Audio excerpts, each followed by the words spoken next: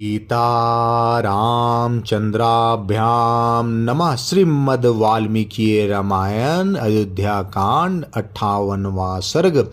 महाराज दशरथ की आज्ञा से सुमंत्र का श्री राम और लक्ष्मण के संदेश सुनना।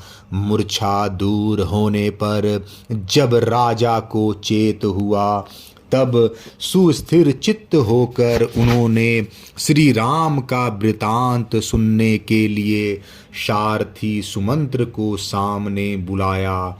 उस समय सुमंत्र श्री राम के ही शोक और चिंता में निरंतर डूबे रहने वाले दुख शोक से व्याकुल महाराज दशरथ के पास हाथ जोड़कर खड़े हो गए। जैसे जंगल से तुरंत पकड़कर लाया हुआ हाथी अपने युद्धपति गजराज का चिंतन करके लंबी सांस खींचता और अत्यंत संतप्त तथा अस्वस्थ हो जाता है, उसी प्रकार बूढ़े राजा दशरथ श्री राम के लिए अत्यंत संतप्त हो लंबी सांस खींचकर उन्हीं का ध्यान करते हुए अस्वस्थ से हो गए थे। राजा ने देखा सारथी का सारा शरीर धूल से भर गया है। यह सामने खड़ा है, इसके मुख पर आंसुओं की धारा बह रही है और यह अत्यंत दीन दिखाई देता है। उस अवस्था में राजा ने अत्यंत आर्त होकर उससे पूछा, सूत, धर्मात्मा श्री राम वृक्ष की जड़ का सहारा ले कहाँ निवास करेंगे? जो अत्यंत सुख में पले थे वो मेरे लाडले राम वहाँ क्या खाएंगे? सुमंत्र, जो दुख भोगने के योग्य नहीं है उन्हीं श्री राम को भारी दुख प्राप्त हुआ है। जो राजोचित शैया पर शयन करने योग्य हैं वे राजकुमार श्री राम अनाथ की भांति भूमि पर कैसे सोते होंगे? जिनकी यात्रा करते समय पीछे पीछे पैदलों, रथियों और हाथी सवारों की सेना चलती थी, वही श्री राम निर्जन वन में पहुंचकर वहाँ कैसे निवास करेंगे? जहाँ अजगर और व्याघ्र, सिंह आदि हिंसक पशु विचरते हैं तथा काले सर्प जिसका सेवन करते हैं, उसी वन का आश्रय लेने वाले मेरे दोनों कुमार सीता के साथ वहाँ कैसे रहेंगे? सुमंत्र, परम सुकुमारी तपस्विनी सीता के साथ वे दोनों राजकुमार श्री राम और लक्ष्मण रथ से उतरकर पैदल कैसे गए होंगे? सारथे, तुम कृत हो गए, क्योंकि जैसे दोनों अश्वनी कुमार मंद्राचल के वन में जाते हैं उसी प्रकार वन के भीतर प्रवेश करते हुए मेरे दोनों पुत्रों को तुमने अपनी आँखों से देखा है। सुमंत्र, वन में पहुंचकर श्री राम ने तुमसे क्या कहा, लक्ष्मण ने भी क्या कहा तथा मिथिलेश कुमारी सीता ने क्या संदेश दिया? सूत, तुम श्री राम के बैठने, सोने और खाने पीने से संबंध रखने वाली बातें बताओ। जैसे स्वर्ग से गिरे हुए राजा ययाति सत्पुरुषों के बीच में उपस्थित होने पर सत्संग के प्रभाव से पुनः सुखी हो गए थे, उसी प्रकार तुम जैसे साधु पुरुष के मुख से पुत्र का वृतांत सुनने से मैं सुखपूर्वक जीवन धारण कर सकूंगा। महाराज के इस प्रकार पूछने पर सारथी सुमंत्र ने आंसुओं से रुंधी हुई गदवानी द्वारा उनसे कहा, महाराज, श्री रामचंद्र जी ने धर्म का ही निरंतर पालन करते हुए दोनों हाथ जोड़कर और मस्तक झुकाकर कहा है, सूत, तुम मेरी ओर से आत्मज्ञानी तथा वंदनीय मेरे महात्मा पिता के दोनों चरणों में प्रणाम कहना तथा अंतःपुर में सभी माताओं को मेरे आरोग्य का समाचार देते हुए उनसे विशेष रूप से मेरा यथोचित प्रणाम निवेदन करना। इसके बाद मेरी माता कौशल्या से मेरा प्रणाम करके बताना कि मैं कुशल से हूँ और धर्म पालन में सावधान रहता हूँ। फिर उनको मेरा यह संदेश सुनाना कि माँ, तुम सदा धर्म में तत्पर रहकर यथा समय अग्निशाला के सेवन अग्निहोत्र कार्य में संलग्न रहना। देवी, महाराज को देवता के समान मानकर उनके चरणों की सेवा करना। अभिमान और मान को त्याग कर सभी माताओं के प्रति समान बर्ताव करना।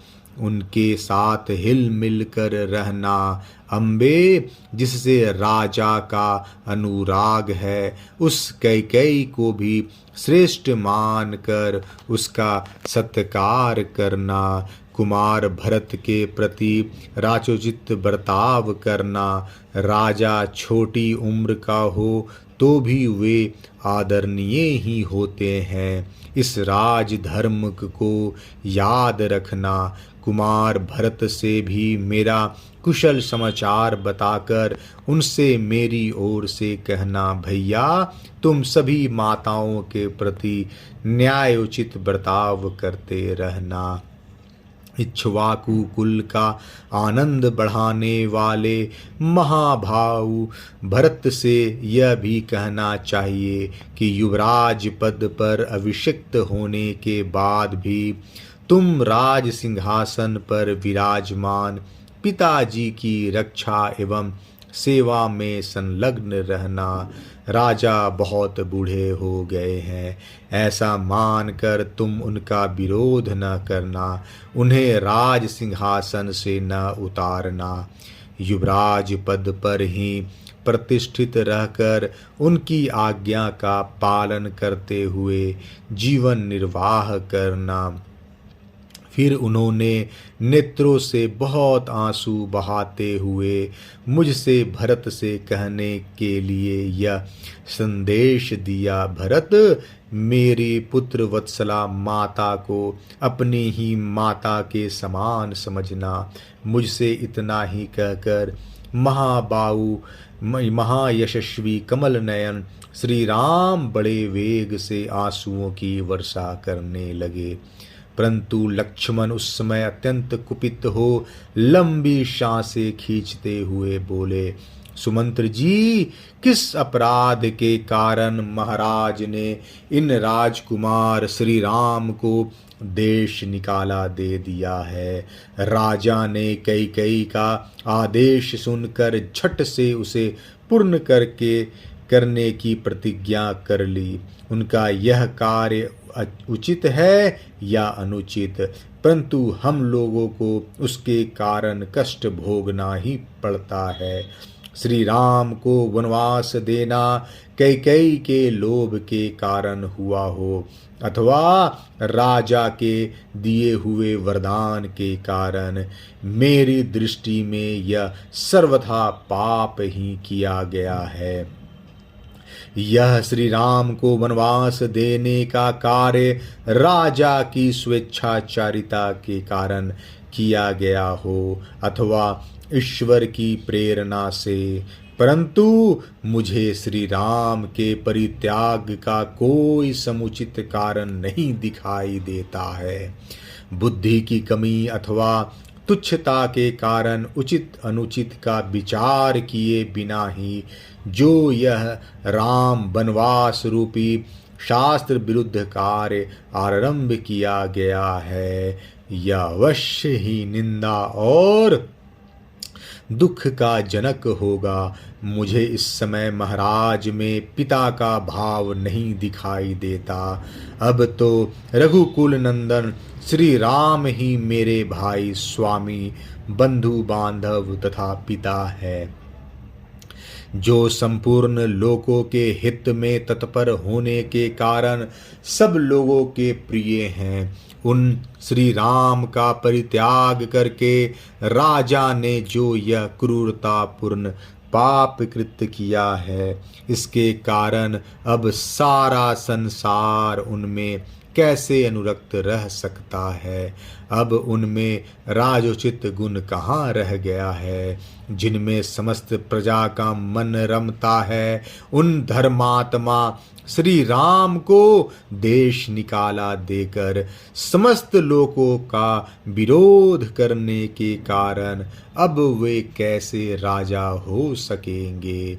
महाराज, तपस्विनी जनक नंदनी सीता तो लंबी सांस खींचती हुई इस प्रकार निश्चेष्ट खड़ी थी, मानो उनमें किसी भूत का आवेश हो गया हो। वे भूली सी जान पड़ती थी। उन यशस्वनी राजकुमारी ने पहले कभी ऐसा संकट नहीं देखा था। वे पति के ही दुख से दुखी होकर रो रही थी। उन्होंने मुझसे कुछ भी नहीं कहा। मुझे इधर आने के लिए उद्धत देख वे सूखे मुंह से पति की ओर देखती हुई सहसा आंसू बहाने लगी थी। इसी प्रकार लक्ष्मण की भुजाओं से सुरक्षित श्री राम उस समय हाथ जोड़े खड़े थे। उनके मुख पर आंसुओं की धारा बह रही थी। मनस्विनी सीता भी रोती हुई कभी आपके इस रथ की ओर देखती थी और कभी मेरी ओर। अयोध्या कांड 58वां सर्ग समाप्त। जय श्री राम।